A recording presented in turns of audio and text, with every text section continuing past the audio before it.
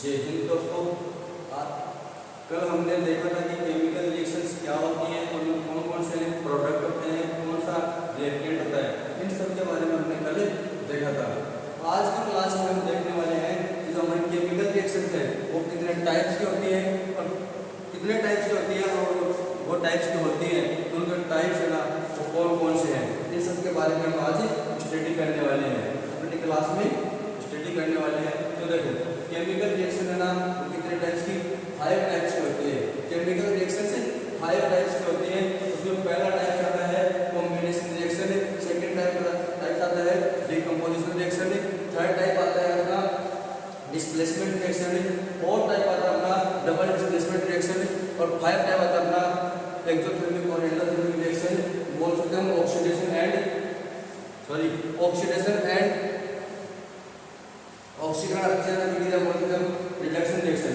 अपना यानी कि अगला तो हम यानी कि बारी से हम एक एक पार्ट को हमें विस्तार से समझते हुए चलेंगे, एकदम से पूरा एक्सप्लेनेशन के साथ समझते हुए चलेंगे। तो हमारा फर्स्ट पार्ट आता है वो है कॉम्बिनेशन रिएक्शन।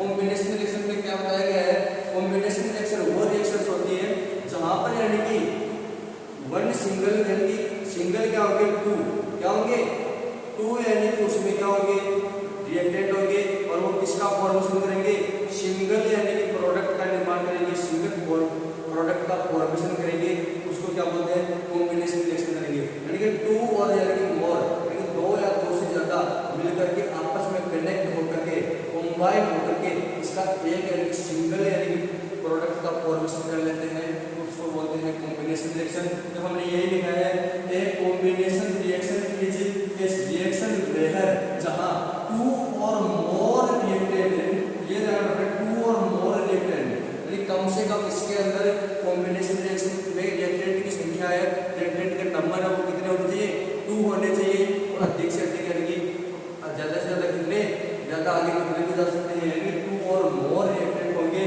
और किसका निर्माण करेंगे, किसका फॉर्मेशन करेंगे combination to form a single product और किसका इस फॉर्म में प्रोडक्ट बनाएंगे सिंगल प्रोडक्ट का फॉर्मेशन करेंगे तो उसको बोलते हैं हमें कॉम्बिनेशन रिएक्शन। एग्जांपल के रूप में हम देख लेते हैं, पहले सिंपल सा एग्जांपल देखो टू क्या है हमारे पास रिएक्टेंट है, पहला रिएक्टेंट हम x लेते हैं, सेकंड रिएक्टेंट y है, दोनों मिलकर के किसका फॉर्मेशन कर रहे हैं x y का फॉर्मेशन कर रहे हैं। यानी कि 2 और मोर 1 और 2 दोनों मिलकर के सिंगल बना रहे हैं, सिंगल प्रोडक्ट बना रहे हैं तो उसको क्या बोलते हैं कॉम्बिनेशन रिएक्शन बोलते हैं।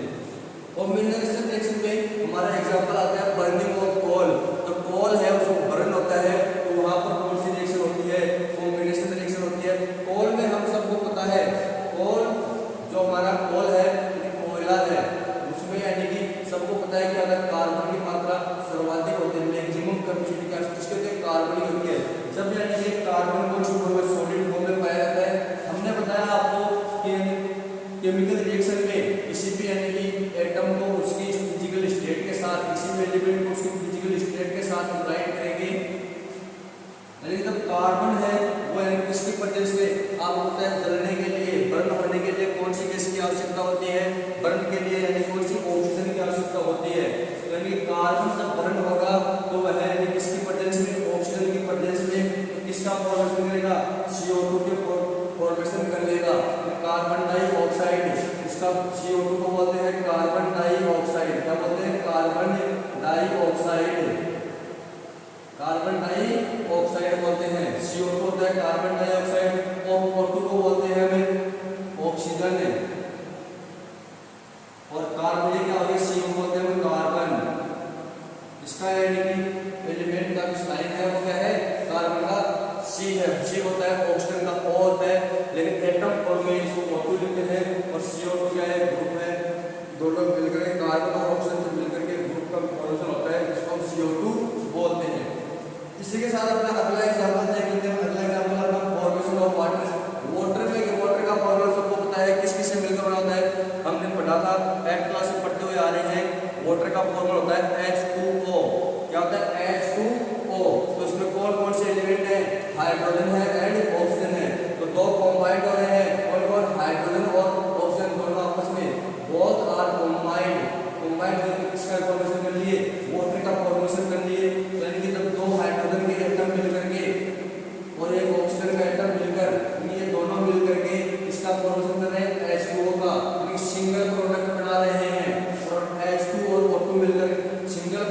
बना रहे हैं तो क्या होता है ये कौन सी रिएक्शन होगी यहाँ पर कॉम्बिनेशन रिएक्शन। कौन सी reaction combination reaction.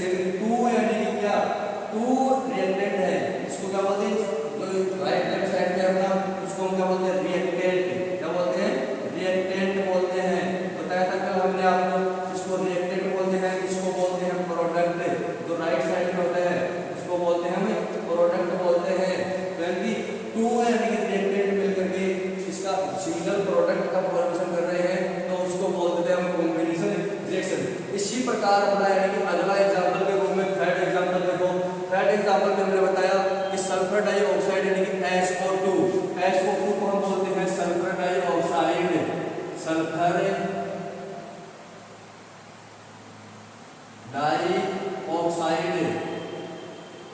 Sulphur dioxide तो गैस होती है कैसी फॉर्म में होती है गैसियस फॉर्म में होती है। इसका फॉर्मेशन होता है वो यानी कि सल्फर का एटम और ऑक्सीजन का एटम आपस में कनेक्टेड होकर रिएक्ट करेंगे तो SO2 का फॉर्मेशन कर लेंगे। यहाँ पर भी टू क्या है रिएक्टेंट है और सिंगल क्या है प्रोडक्ट है। यहाँ पर भी कौन सी रिएक्शन होने वाली है कॉम्बिनेशन रिएक्शन होने वाली है। इसी प्रकार हमें यानी कि अपनी अगली रिएक्शन देखते हैं। अगली यानी कि रिएक्शन है तो कैल्शियम ऑक्साइड CaO को बोलते हैं कैल्शियम ऑक्साइड और इसको हम क्या बोलते हैं क्विक लाइम बोलते हैं। क्विक लाइम यानी कि बुझा हुआ चूना।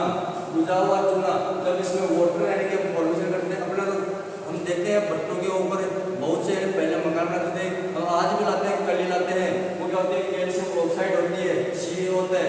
जब इसमें अगर वाटर मिला देते हैं तो कैल्शियम हाइड्रोक्साइड इसको बोलते हैं स्केल्ड लाइम बोलते हैं।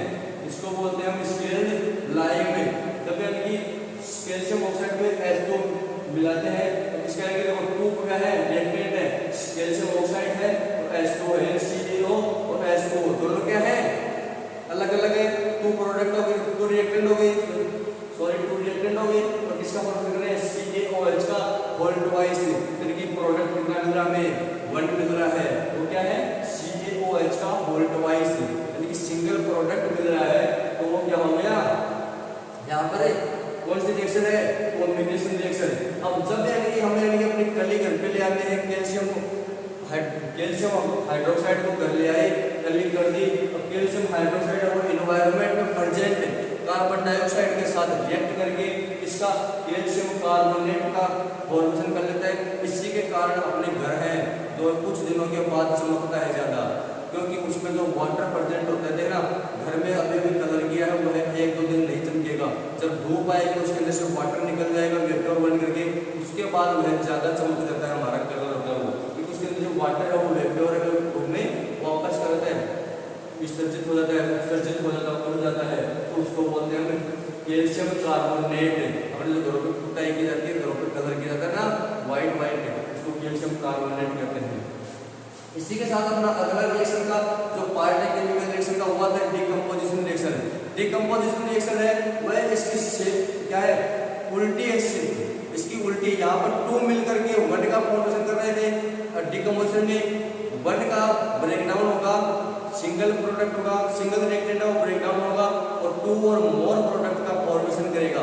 यानी कि एक क्या होगा हमारे पास सिंगल तो क्या होगा रिएक्टेंट और प्रोडक्ट कितने मिलेंगे 2 प्रोडक्ट मिलेंगे तो उसको डिकम्पोजिशन रिएक्शन कहते हैं। तो हमने एक परिभाषा डेफिनेशन के रूप में लिखा a decomposition reaction can be defined as एक डिकम्पोजिशन रिएक्शन को हम डिफाइन कर सकते हैं type of a chemical reaction एक केमिकल रिएक्शन के प्रकार के रूप में इन विच अंडर जिसमें सूटेबल कंडीशन यानी कि कंडीशन सूटेबल यानी कि आवश्यक कंडीशन के अनुसार 1 सिंगल रिएक्टेंट यानी कि देखो ये लाइन ध्यान रखना 1 सिंगल रिएक्टेंट स्लिप यानी कि टूटना स्लिप मतलब टूटना ब्रेक डाउन होना स्लिप इनटू 2 और मोर प्रोडक्ट देखो वह 2 और मोर 2 या 2 से ज्यादा 2 और मोर प्रोडक्ट में क्या हो जाएगा ब्रेक डाउन हो जाएंगी तो उसको बोलते हैं हमने डिकम्पोजिशन रिएक्शन।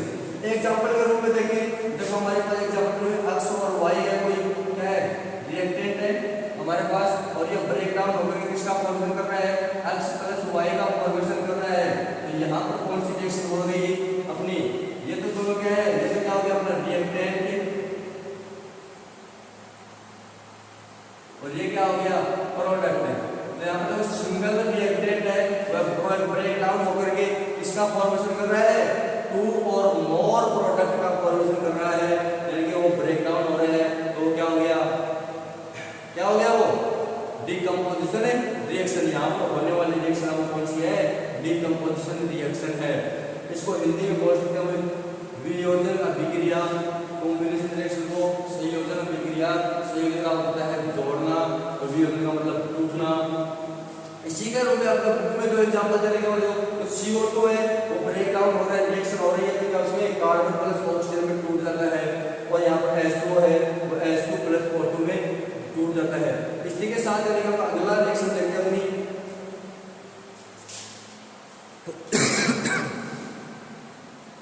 अपना रिएक्शन का अगला पार्ट है डिस्प्लेसमेंट रिएक्शन। रिएक्शन का अगला पार्ट क्या है, डिस्प्लेसमेंट रिएक्शन। डिस्प्लेसमेंट रिएक्शन में क्या होता है, जैसे ही यानी कि आप इस क्लास में सीट में बैठे हुए हो, वहां पर यानी कि क्या है, ये होता है कि आप अगर आपसे 2 जने बैठे हुए हैं एक जगह और एक बैठा अलग बैठा है, वो क्या है ज़्यादा मजबूत है, थोड़ा यानी कि शक्ति ताकतवर है, स्ट्रेंथ उसकी ज़्यादा है, तो वो क्या करेगा, कम स्ट्रेंथ वाले को वहाँ से उठा करके फेंक देगा। सेम इसी टाइप से क्या है केमिकल्स में होता है कि जब ज़्यादा रिएक्टिव मोर रिएक्टिव एलिमेंट है वह लेस रिएक्टिव एलिमेंट को क्या कर देगा, वहाँ से डिस्प्लेस कर देगा। डिस्प्लेस मतलब उसका स्थान है ना वो चेंज कर देगा, उसकी जगह चेंज कर देगा, तो उसको क्या होते हैं डिस्प्लेसमेंट रिएक्शन। तो ये बोला हमने यानी कि डेफिनेशन क्या लिखा, a more reactive element displace a less reactive element from its compound, यानी कि वह उसके कंपाउंड से कोई मोर रिएक्टिव एलिमेंट है वह लेस रिएक्टिव एलिमेंट को डिस्प्लेस कर देगा, तो उस रिएक्शन को हम बोलते हैं डिस्प्लेसमेंट रिएक्शन। एग्जांपल के रूप में देखते हैं, फेरस है ना, उसको कॉपर सल्फेट के मीडियम में डालेंगे, कॉपर सल्फेट का सॉल्यूशन है उसमें हमने फेरस डाल दिया। अब कॉपर से ज्यादा रिएक्टिव कौन है, रिएक्टिविटी टेबल जब देखेंगे तो फेरस है वो ऊपर आता है, कॉपर है फेरस के नीचे आता है, यानी कि ज्यादा रिएक्टिव कौन है, फेरस है, और यानी कॉपर क्या लेस रिएक्टिव एलिमेंट है, इसलिए फेरस है वह कॉपर का स्थान ले लेगा और कॉपर को बाहर निकाल करके सल्फेट कॉपर को बाहर निकाल देगा, अलग से निकाल देगा, और फेरस है वो सल्फेट आयन के साथ मिलकर के किसका फॉर्मेशन कर लेगा, फेरस सल्फेट का फॉर्मेशन कर लेगा। और ये AQ आप देखो, ये AQ लगा रहा हूँ मैं जगह बार-बार, यहाँ पर AQ लगा रहा हूँ, यहाँ पर AQ लगा रहा हूँ।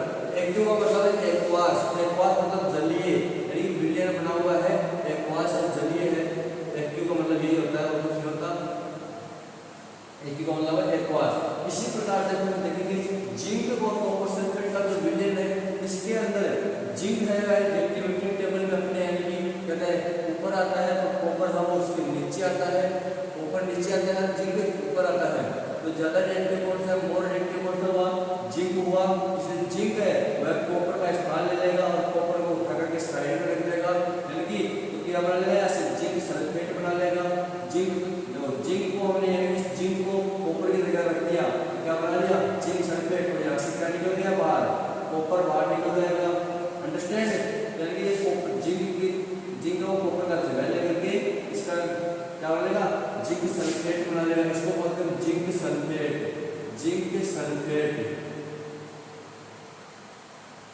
जिंक सल्फेट बोलते हैं, CO किसको बोलते हैं, कॉपर को बोलते हैं, कॉपर को क्या बोलते, CO को क्या बोलते हैं, कॉपर को बोलते हैं। इसी प्रकार अपने अगला रिएक्टिव अपनी यानी कि अगली केमिकल रिएक्शन के प्रकार पढ़ते हुए हम आगे चलते हैं। अपना अगला प्रकार हमने बताया था वो है डबल डिस्प्लेसमेंट रिएक्शन। कौन सा, double displacement reaction. Double displacement reaction में क्या होगा, जो यानी कि कंपाउंड है उनमें जो प्रेजेंट एलिमेंट है वो अपना जो प्लेस है वो क्या कर लेंगे, इंटरचेंज कर लेंगे, प्लेस को इंटरचेंज कर लेंगे, तो उसको बोलते हैं डबल डिस्प्लेसमेंट रिएक्शन। लेकिन यहाँ पर दो जगह है जो एलिमेंट है वो डिस्प्लेस हो रहे हैं, अपना यानी कि स्थान चेंज कर रहे हैं आपस में, उसको बोलते हैं डबल डिस्प्लेसमेंट रिएक्शन।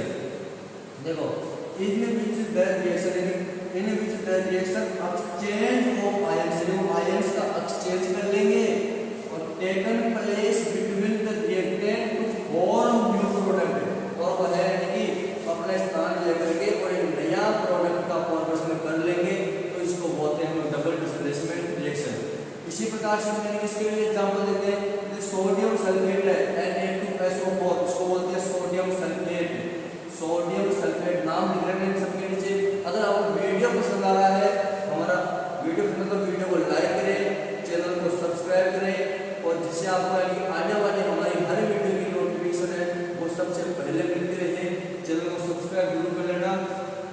को लाइक करते जाना, लाइक कर दो यार, पहले एक बार एक लाइक कर दो आप। देखो यानी कि सोडियम सल्फेट है वो है, यानी कि और बेरियम क्लोराइड है, दोनों का आपस में दोनों का विलयन है, एक्वास फॉर्म में है, दोनों का सॉल्यूशन बना हुआ है, दोनों के सॉल्यूशन को हमने मिला दिया, हमें अलग अलग क्या बना पड़ेगा, बेरियम सल्फेट अलग प्राप्त होगा और सोडियम क्लोराइड जिसको क्या बोलते हैं NaCl, साधारण नमक यानी कि अपना साल्ट होता है वो कहते हैं NaCl होता है साल्ट, तो वो अलग प्राप्त हो जाएगा। इसी प्रकार से अपना सोडियम हाइड्रोक्साइड है, इसको हम HCl के रूप में HCl मिलाएंगे, सोडियम हाइड्रोक्साइड बेस है और एसिड है, आपको पता है एसिड और बेस की रिएक्शन करवाते हैं तो क्या होता है लवण प्लस यानी कि साल्ट प्लस वाटर का फॉर्मेशन होता है, जैसे NaCl प्लस वाटर का फॉर्मेशन मिल जाएगा हमें। तो इसी के साथ अगर आपको हमारी वीडियो अगली रिएक्शन हम देखेंगे, कल अपनी है अपनी रिएक्शन देखने वाले ऑक्सीडेशन एंड रिडक्शन रिएक्शन देखेंगे। अगली रिएक्शन ऑक्सीडेशन क्या होता है, रिडक्शन क्या होता है। ऑक्सीडेशन होता है ऑक्सीजन का जुड़ना, ऑक्सीजन जुड़ेगा तो वह किस प्रकार से जुड़ेगा, हाइड्रोजन निकलेगा, किस प्रकार से हाइड्रोजन निकलेगा वहां से। रिडक्शन क्या होता है, हाइड्रोजन का निकलना, ऑक्सीजन का निकलना, हाइड्रोजन का जुड़ना, वो रिडक्शन होता है। और दोनों रिएक्शन को एक साथ में क्या बोलते हैं, रेडॉक्स रिएक्शन बोलते हैं, वो सब देखेंगे। आगे हमारा चैप्टर है वो लंबा चलने वाला है, कम से कम 4 से 5 क्लास होने वाली है, इसलिए चैनल को सब्सक्राइब करें। आपको प्रॉपर रूप से नोट्स बनवाए जा रहे हैं, नोट्स के साथ हम पढ़ते हुए चलेंगे, धीरे धीरे पढ़ेंगे, ज्यादा कुछ नहीं पढ़ेंगे। रोजाना की क्लास हमारी 15 से 20 मिनट की क्लास आएगी, इसमें कुछ नहीं। और आपको हमारा वीडियो पसंद आ रहा है तो आप मेरे चैनल को सब्सक्राइब कर लें। Thank you so much. जय हिंद, जय भारत।